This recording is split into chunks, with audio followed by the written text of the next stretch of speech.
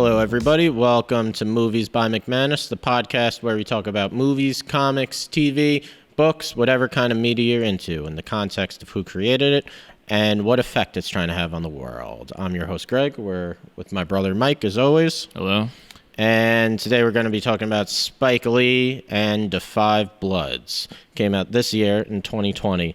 Not a lot of movies have really come out so far in 2020 that I would really label as like top contenders for my favorite movies of the year. The Five Bloods is definitely up there. I've been a fan of Spike Lee like pretty much my entire filmmaking career, and as long as I've been studying films, he's been one of my favorites. Well, yeah, I mean, I'm not super familiar with Spike Lee, with his work in general, but so like, forgive me if they're like, no, man, he came before, but I almost got like a Quentin Tarantino vibe from this movie. He is before. Not by much. So, Do the Right Thing, which it wasn't Spike Lee's like first movie, but it was one of his first big movies. Yeah, it was what made him popular. Right? It was 1989. Yes. And then Quentin Tarantino came around about 2 years later, 91 with Reservoir Dogs. Yeah. I just mean I'm not super familiar. Like if people watch this show, they know that you're the film guy. Like yeah. I'm coming from a music background, but so from my sort of like novice point of view, it was like, oh, it almost gave me like what's the movie where they kill Nazis? Inglourious Basterds. Yeah, it almost gave me like that kind of. I could see that it is kind of a. There are a lot of silly, very funny scenes cut in between like extreme violence. Exactly. You know, when you talk about the two, Spike Lee or Quentin Tarantino, like Spike Lee is definitely the more not experienced, but he's. I would never say that like a Spike Lee movie has a Quentin Tarantino vibe to it because I mean that's just my layman perspective. But I understand where you're coming from. This kind of does have a very hyper violence along with very funny moments of something that one of the few complaints I have about this movie, which is something that Spike Lee it's present in a lot of his movies, is that tonally it kind of goes all over the place, where you have super dark and super dramatic moments, not intercut, but it's more so much that the tone of the first half of the movie of like it's almost like a comedy, like an old man comedy. I know. That's how it starts. It starts off very much of like a Las Vegas like old man comedy. The boys are back in town. The boys are back in town, and then it becomes really dark by the end. It does, but it never goes like all the way dramatic. It never goes. Yes. Like it's always got like one foot like in the sort of like ridiculous comedy world. Well, even the death scenes in this movie are very over the top. The character, I'm blanking on his name. Never mind. But one of the main characters is blown up by a landmine and is very over the top and ridiculous. Yes. Even Paul, who's like. He's very much the center focus of this film. He's not really the main character. I would say that Clark Peters, who's Otis, is more the main character of the film. But Paul is kind of this character that... Is Otis the one who figures out he has a daughter? Who figures out has a daughter. Yeah. I would say he's more the audience's guide into this world. He's the character that the audience really relates to. He's kind of the most rational. He's the most rational. Him and one of the other dudes. But that was super helpful. But Paul is the character that we really see like the message and the conflict of this movie come inside of Paul's head. Is this guy like a big time actor? Because he's fucking amazing. Delroy Lindo? Yeah. He's been around for a while. I mean, Clark Peters, obviously, he was in The Wire, and he's been in movies since forever. Delroy Lindo... it was a crazy role. It's a crazy role. This is kind of the role that made me look him up. He's an actor that I've like seen in other things, but it's this role that I was like very impressed by. Yeah. His role in this movie is probably my favorite performance of the year. Just he kind so of like far. Is America. He kind of is America. Like, he's like very he represents everything. Yes, he represents like the war. Yeah. Yeah. And his character is great. What you said of it represents America. It's great because it really, this character embodies how like Vietnam sees us. And really how the rest of the world sees us. Like in one of the earlier scenes when we should explain like the premise of the movie. I meant more that like he represents the kind of like the like ignorant violence of like the war itself. Right, like he embodies that, and it's no coincidence that they have him like be a Trump supporter. Yes. But he played it really, really well. I mean, for as much as the movie never quite goes completely dramatic, like he gets you there in terms of well, his last like 2 scenes are just him by himself in the jungle going completely insane. Yeah. And he really does just kind of lose his mind. I should quickly like recap what the movie is about. Yeah, go for it. These 4 black Vietnam vets who in 2020 they go back to Vietnam and they say they're going to find the remains of their squad leader when really they're looking for this stash of gold that was promised to this South Vietnamese village for their help like fighting the North Vietnamese army, but instead they hid it and that they were going to use it for black liberation here in America. And their squad leader, Stormin' Norman, who's kind of like this mythic character throughout the whole film, is kind of perfectly played by Chadwick Boseman. Rest in peace. We watched this last night, and he passed away like a few days ago. And he passed away on Friday, so he passed away maybe 4 days ago. And having this, it's not his last role, but it's one of his last roles. Like, there's a Marvel thing that's coming out that he's going to be in. I gotta be honest, you could kind of tell he was skinny. You can. You know what I mean? Like, I kind of did notice I didn't notice the first time that I watched this. Yeah. Watching it with that knowledge, he does seem sick. He does. But how amazing it is that one of Chadwick Boseman's final role is this mythic character almost. I know, dude. Who died tragically young. Totally crazy. Who is affecting people really from beyond the grave. And the character, Paul, who his last scene, he's slowly going crazy in the jungle, and the entire movie, he has to come to grips with what happened to him in Vietnam. And his entire life almost is just this angry, sad shell of a person who's just terrified of the things that he saw, the things that he done during the war. He's clearly has PTSD. He has nightmares every night. And the final scene is him, and he kind of sees Chadwick Boseman, Stormin' Norman from beyond the grave, and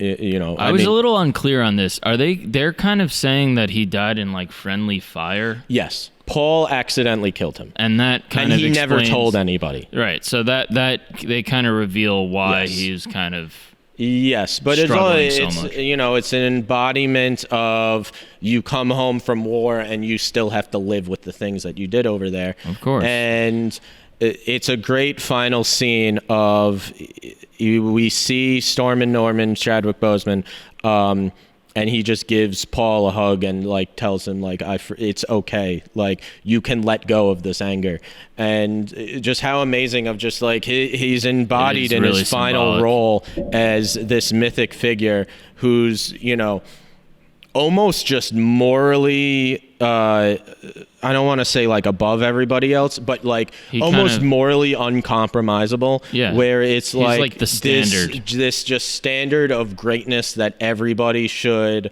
appeal to. They say once about him, they're like, he was our Martin and our Malcolm.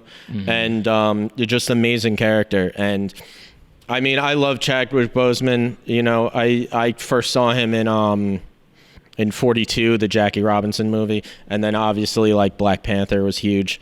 So I was always a huge fan of him, and it's, you know, it's amazing, and it's like, it's also just so sad. Yeah, that fucking terrible. Yeah.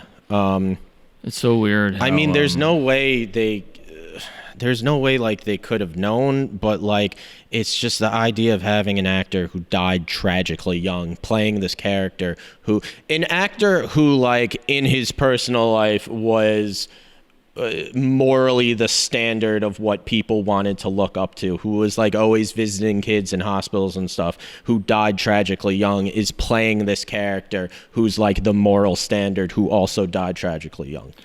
I mean, I don't know. Maybe there was something to that behind the scenes. I mean, that's kind of. I mean, that sounds morbid to say, almost. Well, but, not necessarily. I mean, like, completely different example, and towards much later in his life. But like, it's not out of the realm. We're getting into obviously probably a conspiracy that's not real, but like, not a conspiracy in a bad way. I just mean there's examples like when David Bowie was dying, he was very secretly. People were not aware that he had cancer, and he made an album dealing with his situation. So I'm just saying it's been done in the past. I wonder who knew, you know, like around, like, did Spike Lee know? I have no idea. Apparently, Chadwick Boseman was like very secretive about the fact that he was sick. He got it in 2016. Yeah. And it's crazy that like all these movies, like all the Marvel movies, he did knowing that he had cancer. Yeah.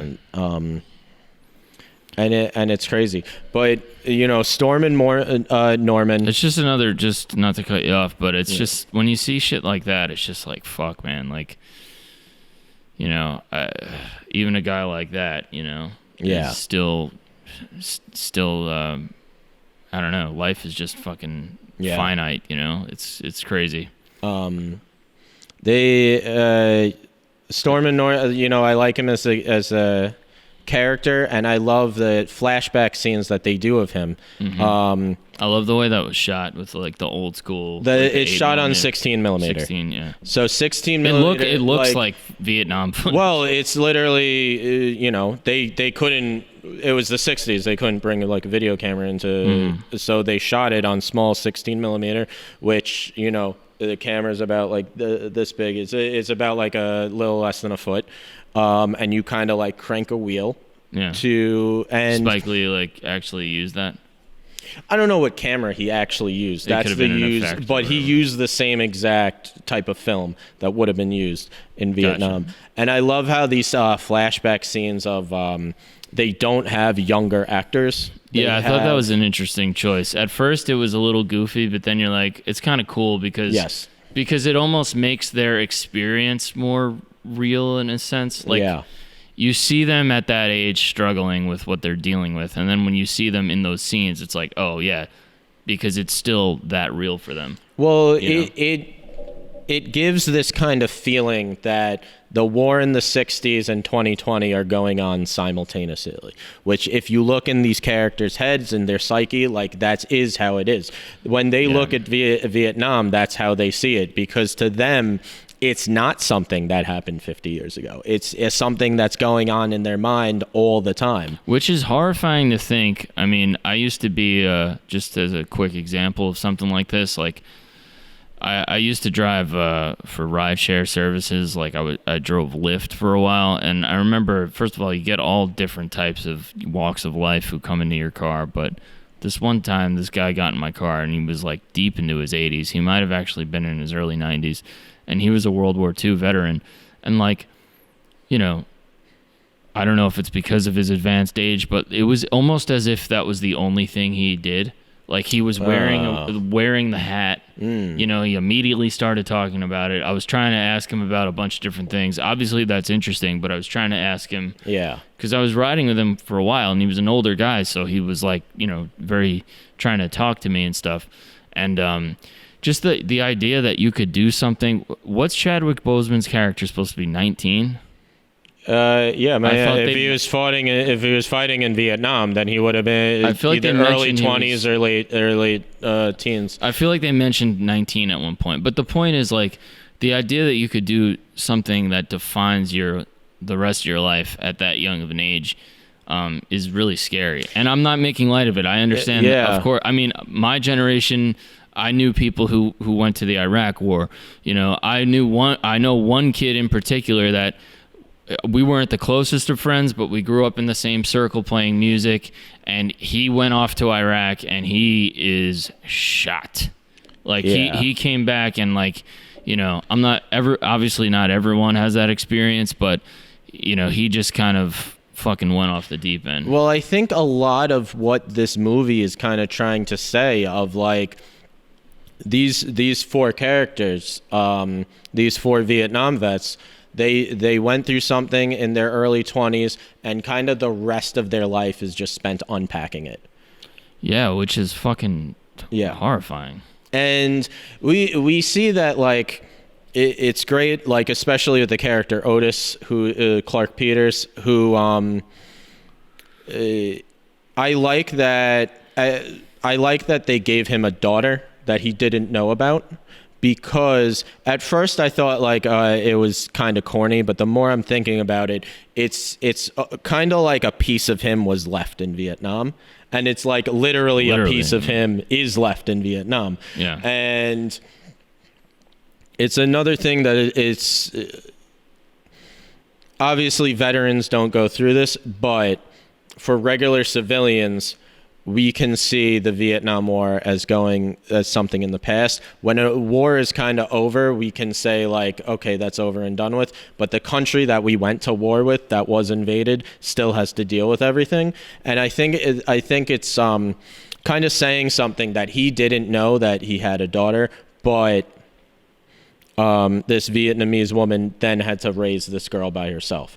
Of like, yeah, you were able to leave Vietnam, and in some ways you were able to leave the war behind you. I get what you're saying. And I'm still living with the effects of it. Yeah. And I think, you know, a lot of that is, I mean, that's shown throughout the entire movie of, you know, the Vietnamese villagers, who most of the characters that we see who kind of hate the Americans are not the older Vietnamese people. It's the ones who felt the effect of it because their older relatives were killed. Because we see one of the earlier scenes, which is one of my favorite scenes in the whole movie, is an older Vietnamese man buys them all drinks because, you know, he was a soldier in the North Vietnamese army, and I guess he kind of sees some connection to the soldiers in America.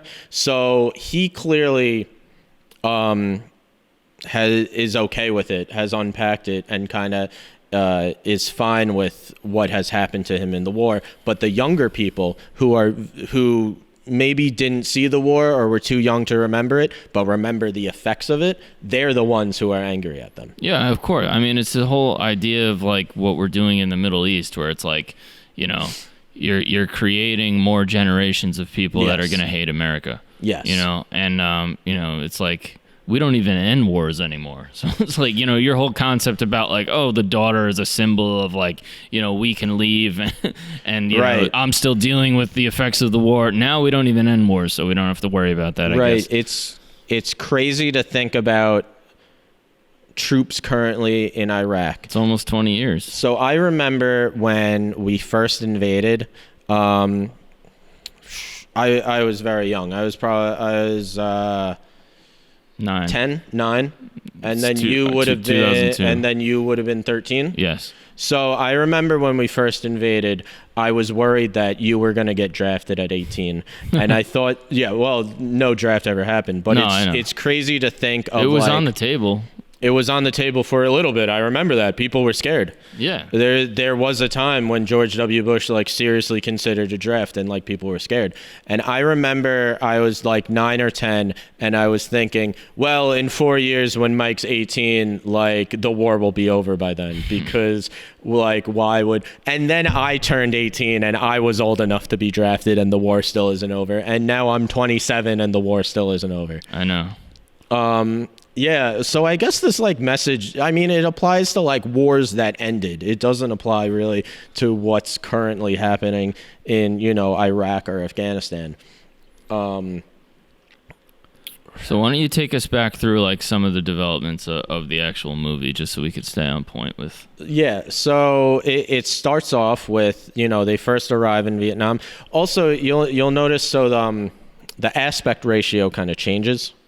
You have kind of a very cinematic Well, break this down for the people who are not film school people, such as myself. So like 9:16 is the aspect ratio, where I'm trying to like explain. I don't want to use numbers to explain it, because not a lot of people understand that.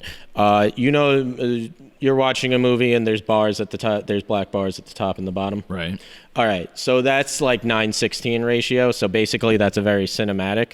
And then when they do 16 millimeters, the bars are on the side. It's a square. Right. So you have one for the beginning, and then one for the flashbacks. And then when they really go into the movie, the aspect ratio widens, and it's more like when they go into the jungle. Yeah. The aspect ratio kind of widens. Mm-hmm. And I really do feel like at that moment, you kind of feel like you're in a different movie. You're embraced more by like the jungle around you, because now, you know, those black bars are gone. It's taking up the entire frame of your television, and you're more immersed into this jungle.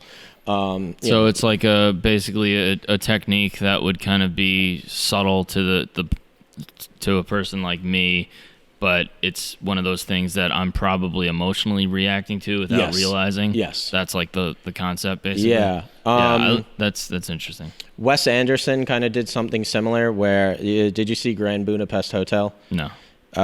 Basically, it's in like 3 different time periods, and he uses like 3 different aspect ratios for each one. But what I'm saying was, they arrive in Vietnam, and it's very much like this buddy movie in the beginning of like, these are old friends who are joking around. You slowly see that there's some disagreements between them. Sorry. The character Paul is like a Trump supporter, and they're like, giving him a hard time. Giving him a hard time about it. You know, there is some kind of tension between, you know, just above the surface between them and the Vietnamese people, where, you know, the former North Vietnamese soldier gives them drinks, and Paul doesn't want to drink it. I was almost thinking, like, are those poisoned? I thought that too, but then I thought that too in the beginning, but I think he's just, it's trying to say that basically, like, for some people, they no longer see the Vietnamese as the enemy. And even for like some older Vietnamese, they find a way that they can make peace with the people that they once fought against. Mm-hmm. But for other people like Paul, it's like, no, this is still going on for me. And like, that guy is still my enemy. Right. So they go to Vietnam it's under the, you know, guise of they're going to find the remains of their squad leader. And when really, well, they are trying to do that, but they're also trying to find this gold that was promised to the Vietnamese people, but they hid it themselves.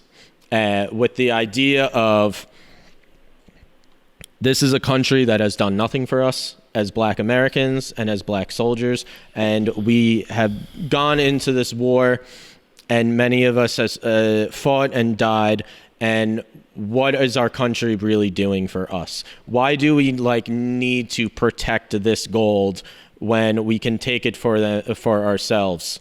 Like, what motivation do we really have to protect the U.S. government's property? I really like the use of like the real footage of different civil rights leaders and different things that were going on in the 60s, and like how they kind of just changed the title slightly. Yeah. And then they show a clip of Trump and they refer to him as, I forget what they said, but they like, it's an interesting, you don't really see that a lot, like within a movie, like using real footage. Like they're kind of like breaking they're breaking like the universe of the movie a little bit to show you like actual clips. That's Spike Lee. He does that. He'll just cut to like some historic pictures. I mean, Spike Lee, he's well known for his narrative movies, but the majority of his filmography is documentary. Right. And he's always doing that. If he puts actual like documentary footage into his actual movies. And I think you're kind of doing two things where you're adding historical context to a narrative film, and then also you are making the comparison of what happened in the 60s to what happened today. I gotta say, it was pretty disturbing, like hearing some of those civil rights leaders and what they were saying, because it's just like, man, have we made zero fucking progress? Yeah. Because a lot of like what's going on now with, Black Lives Matter and a lot and just politics in general, we're talking about the same shit. Yes. Like I was just listening to this great fucking podcast on it's narrated by Chuck D from Public Enemy, but it's all about the Clash. The band The Clash. Yeah. And like there's an interview from fucking 1983 with Joe Strummer, and he's like talking about how they're part of this protest for healthcare and affordable housing. And it's like, are we ever gonna fucking like figure this shit out? I mean, it's just kind of sad from that point. Spike Lee, this deals a lot with kind of what happened in the 60s with the Vietnam and the civil rights era. His last movie, Black Klansman, also is, I don't know if you have seen it, it's very much about Donald Trump.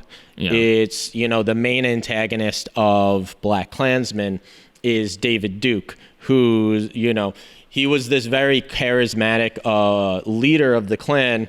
Who obviously I know who David Duke is. Yeah, so they use David Duke in the movie, like actual footage of him? Or it's based on... Topher Grace, the actor, plays David Duke in the movie, and he's kind of like antagonist. I could see that. It kind of does look like him. But you see David Duke and the way they describe him, of he's trying to make racism like palatable. That's what David Duke does. Yeah. Trying to make it like disguise of like, yes, it is racism, but in a pill that's easy to swallow for people. And the whole thing. The entire time they're like cutting to clips of Trump. Yeah. And it's trying to make that comparison. And I would say Black Klansman, it's not about David Duke, it's about Trump.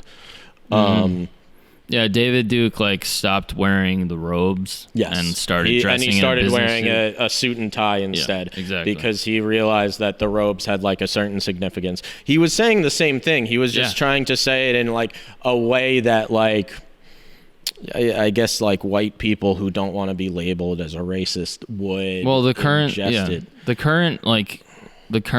leader of the KKK also doesn't wear the robes. I mean, I'm sure he probably does in his private life or whatever, but I've seen interviews where he's also in a suit, and their new thing now is that they're like, we're not a hate group, we just want to celebrate our culture, everyone that's a load of bullshit. Yeah, of course, but they're everyone's allowed to celebrate their culture except white people. That's their the new dumbest kind of... I've heard that argument before, and that's the dumbest thing I've ever heard in my life. Agreed.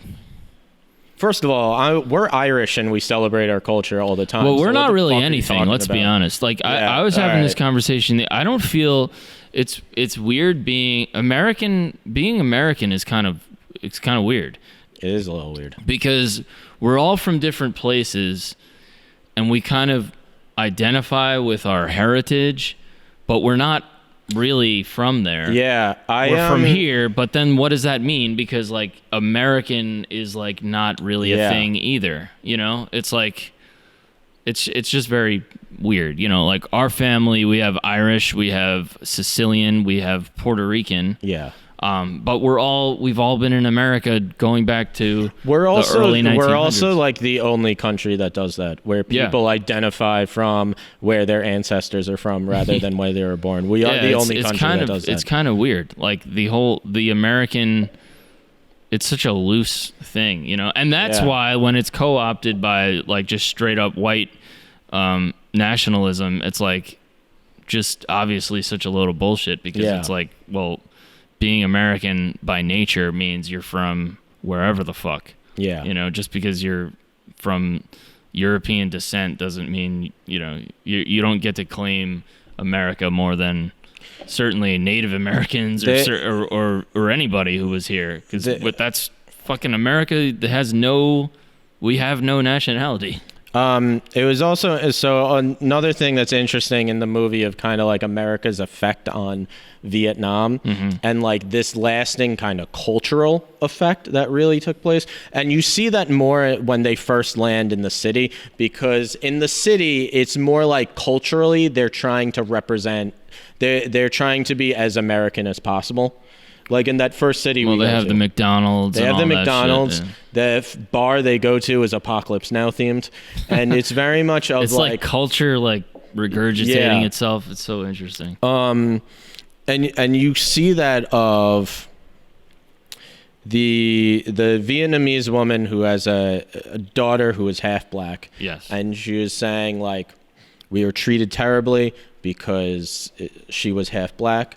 And it was the Americans who came over who taught us that, who kind of brought racism to us. So it's not only like, you know, McDonald's and, you know, Apocalypse Now, but it's also like the dark side of American culture that came in and influenced Vietnam. I mean, I obviously don't know in real life how this is, but the movie seems to suggest that the Vietnamese people were taught racism by the Americans who came over. I mean, that brings a whole wider discussion, you know, like how diverse is Vietnam? I don't know. I don't know, but I'm just saying I don't think they're as diverse as America is. So, I mean, when you're not exposed to different, you know, cultures and races, maybe racism doesn't rear its head because you're just not aware of it. I don't know. I'm just guessing at this point. I thought it was also interesting how she was talking about how, you know, I guess she's saying she was a prostitute. Yeah. And, you know, that's a whole interesting thing, because obviously there's a lot of American soldiers that were partaking in probably rape, or prostitution, or maybe consensual relationships, but yet still being like racist towards I mean, their quote unquote enemy. No, but I'm just saying, yet you're having sex with these people. It's just a very bizarre, I don't know how you kind of do that dance in your head mentally, but. And then later on, when another point that I wanted to make about how the lasting effect of what a war can have on a country, when they're talking to like the French exporter, who he's the guy that's going to help them get the gold out of the country to like do it. He's still acting like, he's acting like a typical French guy, but they bring up World War II, and I think it's very... You should explain what you mean by that before you just say something like that. The American stereotype of what Americans think French people are like. Yeah, well, yeah, exactly. I'm glad you explained that. Yeah, yes, because that's not your thought. That's not how I think. Yeah. But it's funny that he brings up World War II, and Paul brings up World War II, and he's basically trying to say like, you need to do this for us because you're French and we're American and you owe us from World War II. Which is a thought that still occurs. I remember 100% that still occurs. Especially in Iraq. Like, yes. That was a whole thing. That they still owe us from World War II. Yeah. And you're talking about, because Paul, who's the character who says that, later on when they're kind of like accosted by this Vietnamese market, this guy who's selling chickens, and he's kind of accosted, and he's telling them like, you guys, you guys murdered my family, you guys murdered my mom, you guys murdered my dad. And Paul is the one who's kind of saying, like, we had nothing to do with that. Like, you have no reason to be angry at us. But they did. Well, I mean, that's a different example. Like, but what I'm saying is kind of like, wars in general have this strange way of you equate the entire country by what the soldiers did, and yes, and or what the government directed the soldiers to do. But when you're talking about you still owe us from World War II because you're French and we're American. Mm-hmm. Meanwhile, neither of them fought in World War II. And it kind of makes that connection of like, okay, well, Paul might have not killed their family directly, but Paul is still American and he's still Vietnamese. So do you see the connection that I'm kind of trying to make? Well, yeah, I mean, the only difference is that Paul was a Vietnam vet, so he very well could have. It's a little more direct than it's like two fucking morons in their 20s talking about, oh, fucking, France should have supported. Like, dude, you were like 3 generations before you came around when that was a relevant fucking conversation. But I don't know, people are weird with, nationalism, really. Yes, yeah. I think you bring up a good point, which is, just to remember that the citizens of a country are not representative most times of the actions that the government are taking out. Yeah. And even sometimes the soldiers, even though they may be directed and, it's everyone's in, like fucking not Nazi youth or something like that. It's the like Hitler Youth. Yeah, man. I mean, like, they're fucking kids. Like, yeah. It's crazy. I remember people were like criticizing Pope Benedict about that. Exactly. But also, I was searching. He was 5 years old when, like, you're not making exactly your own decisions at 5. So they get deeper into the jungle and you see like that kind of that aspect ratio. And I get that, like, what they did, like 9:16, which is kind of like with the bars at the bottom, that's kind of like my favorite way to shoot a movie. It just seems the most cinematic. But I get what he's trying to do as like, they're deep into the jungle and now the jungle is taking up your entire screen. And also, like, this was shot for Netflix, so it was never really meant to show in theaters. Mm-hmm. So he did that with in mind the fact that people are going to be watching it on their TV, not on a television screen. And then we meet the landmine removal company. These other French girl, this French girl who kind of, they run into this LAM. It's Love Against Mines and Bombs, and they're a group of 2 French people and 1 American, played by Paul Richard Jewell. He played. Was that him? I thought it was him. That was him. I couldn't tell. He lost a little bit of weight, I guess. I mean, I think he gained weight to play Richard Jewell, maybe. Sure. He's great, man. Yeah. We love this guy. Everything he pops in. He was in the Nancy Kerrigan. He's in the Nancy Kerrigan, I, Tonya. Yeah. And he plays one of the best characters of, like, he kind of masterminds it because so good. He wants more people to hire him as a security guard. Genius. Oh my God, I wrote down the actor's name, but now I forget it. It doesn't matter. Anyway, I'll find it. I like that it's this French girl who kind of started this landmine removal company or charity, and it's her recognition that, like, part of the reason why these landmines are here is her country's fault. Paul Walter Hauser. Take a drink of water, dude. Well, my brother, I could hear him. He's got to quench his thirst as I look up Richard Jewell on Wikipedia. But shout out to that guy. He's awesome. He's doing a hell of a job. He's getting a lot of work, huh? He was also in BlacKkKlansman. Oh shit. He was one of the. He was one of like the KKK guys. Well. Yeah, I mean, I guess that makes sense. He's a fat white dude, the KKK is kind of synonymous with fat white dude. But I like how it's she's a French citizen who recognizes the fact that it's almost her country's fault that these landmines are there to begin with. So because of the French War that happened because of the French War, and then also because of the American War, because you have the American guy who's with her, and it's kind of this recognition of like we realize that like this is our country's impact on you, so it's kind of our responsibility to undo this. Yeah, and she gives this speech to David, who's Paul's son, about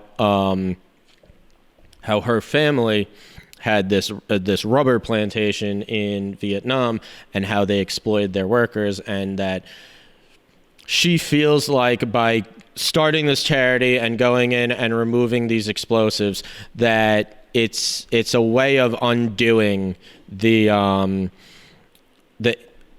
hardships that the French put on the Vietnamese. Yeah. And it's an interesting kind of thing to think. I mean, I don't know if like Spike Lee is directly saying like if you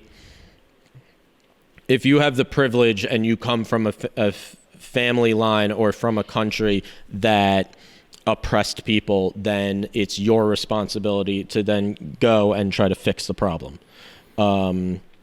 If Spike is trying to say that. Yeah. But they were kind of I didn't care for that angle of the movie, to be honest. Like that whole like, and then like the little romance thing. Like I didn't care for the romance at all. Without that. Yes, no, and I sort of kind of hate like romantic subplots. In films in general. I really didn't see the need for that. For that in this one. In general, I think it's kind of it almost seems just like studio mandated. Right. That's like we have to get two young people to fall in love when like it doesn't really have anything to do with the actual story. Right. That's why I was so confused. It's also so I don't. Seeing two people hit on each other on screen is always awkward. I've never seen a movie where I didn't look at that and I was like, people don't act like that in real life. Yeah. I know, like there were some lines that were just kind of brutal. Like when she's going to take a leak and she's taking her pants off and she's like, don't you want the first time I take my pants off in front of you to be under different circumstances or something? And it's just like, that's another thing what are we doing here? About Spike Lee. Is his dialogue is maybe corny is the right word. Yeah. He has very corny dialogue. Okay. I mean, I always every Spike Lee movie I've seen, there are a few lines that like I kind of roll my eyes at. Yeah. That was one for me. Yes. I mean, the acting was fine. The acting is always great, but there's always just like a couple of lines that are like people would never say that in real life, or just like that was over the top, and that's kind of present in all of Spike Lee's movie. I mean, Spike, he's never about like he's always about like the message of like what the story is trying to say. Yeah, he's always about. I mean, the acting is amazing, but it's not really like. I don't know that I'd use the word amazing.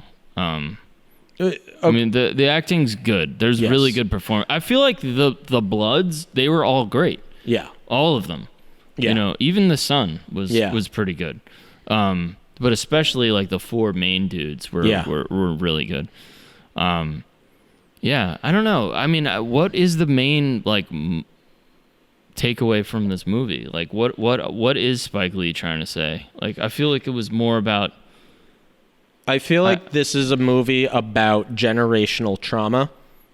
That's a good answer. It's about generational trauma. That's why he's in charge here, folks. It's about how this war that happened in the 60s has a ripple effect, and how if we really want to make amends, then we have to take responsibility, that we have to do something. And I really do think like that the landmine removal charity, like that's where that comes into play, because they're accepting the fact that like our country did this to you, so we kind of have to take the responsibility of undoing it. Is that a fact that like the French war that happened, what was it, in the 40s, I want to say? It was directly before Vietnam. Right. I mean, I think that the amount of Vietnam still does have a landmine problem. That is a fact. That's a nightmare. And it's the idea of a landmine is fucking terrifying. I know. You step on it and you hear a click, and then like, I mean, what? Think about what is it? IEDs. IEDs. I mean, those are essentially landmines, right? Yes, but like for a vehicle. Right. But they're planted in the ground. Yes, but they're planted in the ground. The idea is terrifying. Terrifying. And I don't know if it's directly trying to say that like it was the French who like caused all these to be there. I think it's more just trying to say like the landmines are results of like the multiple wars of like they went back to back fighting of the French and then the United States. And so, and it's not only landmines; it's just like leftover booby traps still from years ago. And they don't have they don't expire. I mean, I don't know. I mean, eventually they might dud, or some of them might dud. I don't know like the mechanics of a landmine. I wonder like how you're walking around Vietnam and there's a fucking landmine from 1967 in there. Like, that's fucking frightening. Yeah. It's terrifying. It's just a scary thought of I don't know. The whole movie is kind of scary. I mean, it gets pretty dark at the end. And something that I like, so it's really just it almost ends like a Scorsese movie. Yeah. Like, how many bodies are there? Yeah. Well, and also like all right, so I should follow through the plot. They find the gold. There's kind of like the Treasure of Sierra Leone, who I don't know if you've ever seen that movie. It's an old like Humphrey Bogart movie of like there's these cowboys who they go into the mountains to find this gold, and then they all kind of turn each other because they all want the gold for themselves. It never really gets fully that, but there is a little bit of like that like gold craziness that kind of overtakes the group of like. Well, yeah, they all go insane. They all kind of go insane. They all kind of like backstabbing, cutting. Think the other ones are going to betray each other. I like when they find the gun. Yes. Otis had carried a gun with him because he was given it by his girlfriend, and it was really just like to protect himself. And when they find it, it's like just the implications of having a gun on you in that situation. I mean, it makes sense. It's like you rob a bank with 4 guys, and then 2 of them kill the other 2, and then one of them kills the other. It's like, you know.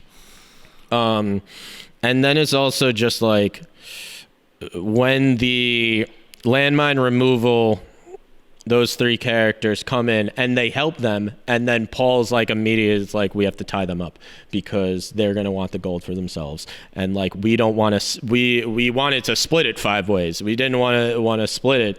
Not gonna lie, I was kind of with Paul on that. I mean, I don't know. Just because that one French guy was such a fucking cockhead. Yes. At the bar. Yeah. You know? That was the same guy that was at the bar. Yeah. No, it was the same 3 people who were at the bar. Yeah. That guy was a fucking asshole. And there is kind of this... I don't condone tying people up and stealing things. There is very much this, that gold craze that you get of... But then... they're kind of attacked by this group of Vietnamese villagers, and it's never really said in the movie, but I kind of got a hint that they were from the same village that was originally promised the gold. So you kind of have this like moral dilemma of like, well, who really like does it rightfully belong to? Because it was kind of promised to the Vietnamese people, and they are really stealing it. I mean, they're stealing from the U.S. government, but they're also kind of stealing from the Vietnamese people who are victims. How did it originally get there? So I feel like they never really made that clear. So the plane that was carrying it, that was going to deliver it to the Vietnamese people, is shot down. And they find it in the helicopter. And they're in the helicopter, and their job is to recover the gold. Right. And they decide they're going to use it for themselves because the United States have given them nothing. But if you look at, I mean, the entire movie is, it's not just about generational trauma. It's about just broken promises from the U.S. government of there's a gold cast, or there's like a chest full of gold, and these black soldiers who have been screwed over by the U.S. government, who has been promised things over and over again by the United States government, say, we're taking this because it belongs to the United States, and they keep promising us stuff, and this is our way of getting back at them. Why should we protect their stuff? But at the same time, you have these Vietnamese people, these South Vietnamese people, who did fight against the North, who put their lives on the ground, and after the United States kind of left Vietnam, were almost abandoned. I mean, the one character, Tien, who's like their guide, talks about like, yeah, my father fought for the South, and then when the United States left, he was put into a communist re-education camp and then tortured. So it's about the United States government's broken promises to two different groups of people who are now fighting over this gold, and both of which think that it belongs to them. Yeah. And you could have showed those Vietnamese villagers as just straight up like bandits of robbers, but like you're actually kind of sympathetic towards them, because they talk about I might mispronounce this, the Lao Ming massacre, who is like this terrible massacre that happened in Vietnam, where this entire village of civilians, women and children and all, are just massacred. And they're man, that was fucking. And they show clips from it, and it's horrible. They show a lot of like real footage from Vietnam. They stayed on the image of the baby with a blown off face. Yes. Which I was like, I could have done without that, but I guess that's the point. There's so much just brutal images from the Vietnam War, and it does show like, well, how do you get over that? Like, how you don't get over that. Like, you can't get over that. You go to Vietnam, and how do you expect them not to still be mad at you? Dude, look at the fucking hissy fits that we as Americans throw over the stupidest bullshit, wearing a fucking mask, and you have a meltdown in Walmart. Right. That's what we're doing as Americans. How would we fucking react to our child's face being blown off? You know, you start to understand why countries around the world feel the way they do about us, specifically during different military situations that have occurred, which are essentially atrocities that we're committing. Yeah. I mean, we're not equipped to deal with that as we Americans, maybe past generations, but even then, a lot of them are fucking, quote unquote boomers. I know they don't like that word anymore, but at one time that was called the boomer generation. You're throwing a fucking... Again, I have to go back to this. You're throwing a hissy fit in fucking Walmart because you can't put a mask on to buy a fucking pack of cigarettes or whatever the fuck. But, it goes back and we're expecting these people to get over fucking... Yes. Blowing their relatives up. But it goes back to that character, Paul, who the fucking... you can continue to thought. No, it's just like, think about that for a second. No, I know, but I say it's actually pathetic. It goes back to that character, Paul, who I say, like, the conflict of the movie takes place in his head of, like, this is the character. You said it before, he is the American embodiment. He really is. And he's not over what he had to go through in Vietnam, but he expects the Vietnamese to be over it. When they're on the boat and one of the guys at the market is yelling at them because he's like, you killed my mother, you killed my father, and he's like, he's basically saying like, you should not be mad at me for that. That had nothing to do with me. When they talk about the Lau Ming massacre, he was like, that had nothing to do with me, and yet he still like hates the older Vietnamese soldiers for something. Well, you don't know if you fought them in battle. They could have nothing to do with that. I really like how Spike Lee decided to do that, because he plays it off as if the disagreement or the friction initially is over buying a chicken, when it's really not about that. It's not about that at all. Yeah, that was good. And the drink at the bar is not just about buying them a drink. It's saying like, hey, we're good now. Right. And it's very interesting. But it's also just like, Paul is not over the fact that he had to like, obviously he probably went through a lot of terrible things in Vietnam, but you're not over that, but you're expecting them to be over the massacres that happened in this country. I understand. Trust me. I understand everyone who is fucking traumatized by war. I would never hold it against. That's why, again, going back to the beginning of the episode, like, just like, you would hope that someone in Vietnam currently wouldn't hold those feelings against American citizens like you and I, who had nothing to fucking do with anything. We have to understand where people are coming from, when because of our government's presence in their country, it has created generations of trauma, as you put it. And the best way to start working towards that is to fucking try to avoid war at all costs. Well, yes. Which is obviously for the best. But I think... I don't know that you can undo it. I don't know that you can undo it currently. I think you need to stop that next... Maybe. I think that just taking... someone needs to take responsibility. You have to accept the fact that my country did this to your country. And... I keep bringing up the French woman and her landmine removal charity, because it is taking acceptance of like, not only did my country do this to you, but my family had a plantation here where we exploited your people. So but that depends on people admitting things that people don't like to admit, like privilege and like institutional racism and all the things that are currently lighting this country on fire. Right. You have to kind of like get to that moment where you're able to understand like that you live in an environment, you know, and you're a product of that environment. And again, though it's not, it's not an indictment on you personally. People seem to not be able to grasp that concept. Yeah. Where it's like, hey man, this is not a personal indictment, okay? Yeah.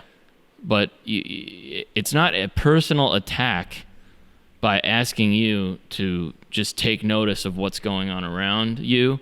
Right. How you got to where you are.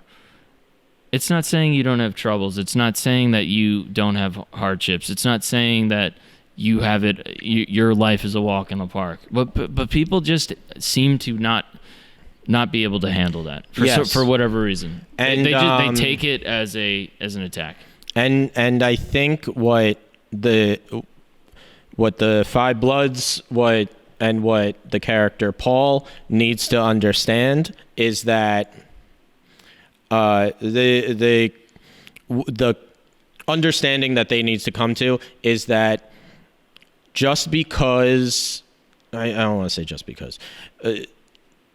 Even though, like, these people's generational problem is a direct result of you being there in the 60s, that does not mean that the trauma you suffered is lessened. Exactly. That doesn't mean that you don't have the right to have your own trauma and go through your own thing. And I think... That's exactly the point. You know, that's like someone of an older generation. Black Lives Matter. You know, what about me when I was, you know, in the 70s and my dad died and it's like, I know, man, that must have sucked. Like, I'm sorry your dad died. That was probably, I'm sure it was really fucking tough. Yeah. Like, but what is that? That's now supposed to negate something about racism? Like, it's like, that doesn't work. Right. You know, it's not taking away from your experience. Yeah. And then in the end, you know, the money from the gold is given to, you know, Black Lives Matter and the landmine removal. So that's why I kind of think of like that's what Spike Lee is saying is the answer of basically like activism and charity and that we can use and not repeating mistakes. Yes, and not repeating mistakes, but also that like we can use these organizations to undo the trauma of past generations. Yeah, I mean, you know, as much as possible, exactly, to an extent, to try to work towards that. Yeah, I mean. From a message standpoint, I think this is a really amazing movie. From a, you know, not that I could speak eloquently on filmmaking, but from a movie standpoint, I think it's good. I don't think it's like amazing, you know, as like a movie. I think I think some things could have been. There were some moments where it was like a little wonky. It could have taken itself more seriously. Is what I think. Is that you have, I mean, in a dramatic movie, it's always okay to have funny scenes, but when you have kind of a funny tone throughout a movie that's supposed to be dramatic, that's talking about like very serious issues. Yeah. That could come off as not so great. I know what you're saying. I think he was trying to ride that line between, like, it almost gave me a little bit of a reminder of, in tone of, what was Tarantino, you're saying, Inglourious Bastards? Yeah, thank you. But yeah, I feel like it missed the mark a little bit. It was like it was a little disorganized from like what it's presenting. But all in all, it's definitely. I mean, it's definitely worth a watch. Yeah. It's pretty tough to watch at some moments. It is tough to watch. The real footage of Vietnam is what really. Yeah. You know, because. Like I said, some of the death scenes they're so over the top that it kind of takes away from some of the like. Right, but the actual footage from Vietnam is graphic and it's hard to look at. It's just hard to look at that. Are those your final thoughts on the movies? Are we gonna? Yeah, I mean, again, like I said, I think it's worth watching. I think the message is great and super important. The Chadwick Boseman angle is super surreal. Yes. You know, for the reasons that my brother laid out earlier. But yeah, as a movie, there's a little bit of it's a little messy. I gotcha. Yeah. I think the movie is great. I think that as me, a big fan of history and believing that our current, all of our current kind of political and cultural issues are really not something that just exists today in a bubble, but are in fact generational and continuations of historic trends. And I like that this movie really shows that. It's an amazing send-off to Chadwick Boseman. Yeah, definitely. And rest in peace. Rest in peace. And it really puts him just up there. And I mean, R.I.P. That's all I have let's to leave say. it. R.I.P. Chadwick Boseman. That's all I have to say. Definitely. All right. This has been Movies by McManus.